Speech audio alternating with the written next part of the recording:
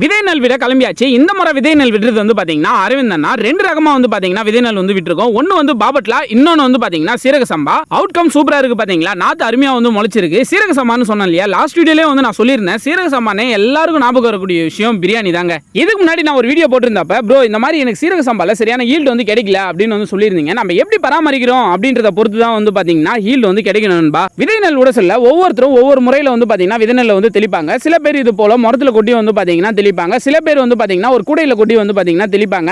ரெண்டுமே ஒண்ணும் கிடையாதுங்க. நம்ம பரவலா வந்து எல்லா இடத்துலயுமே கரெக்டா விழுற மாதிரி தெளிச்சாதான் நம்மளுக்கு நாத்து வந்து பாத்தீங்கன்னா நல்லா வந்து முளைக்கும். போன முறை நம்ம விதை நெல்லை நேரா வந்து பாத்தீங்கன்னா தெளிச்சு விட்டு அப்படியே உழுது விட்டோம். ஆனா நம்மளுக்கு ஈல்டு நல்லாவே வந்து கிடைச்சது நண்பா. ஆனா இந்த முறை வந்து பாத்தீங்கன்னா நல்லா சேடை ஓட்டி விதை நெல்லை ஊற வச்சு தான் வந்து பாத்தீங்கன்னா தெளிச்சிருக்கோம். இந்த முறையும் நம்மளுக்கு ஈல்டு எப்படி கிடைக்குது அப்படின்னு வந்து பார்ப்போம். இந்த அடையாளம் எதுக்காக வைக்கிறீங்க ப்ரோ அப்படின்னு வந்து கேக்குறீங்களா. ஒரு பகுதியில் சீரக சம்பாவும் இன்னொரு பகுதியில் பாபட்லாவும் வச்ச நண்பா. அதை பிரிக்கிறதுக்காக தான் இந்த அடையாளம். அவுட்கம் வந்து பாத்தீங்கன்னா பிரமாதமா இருக்கு இல்லையா.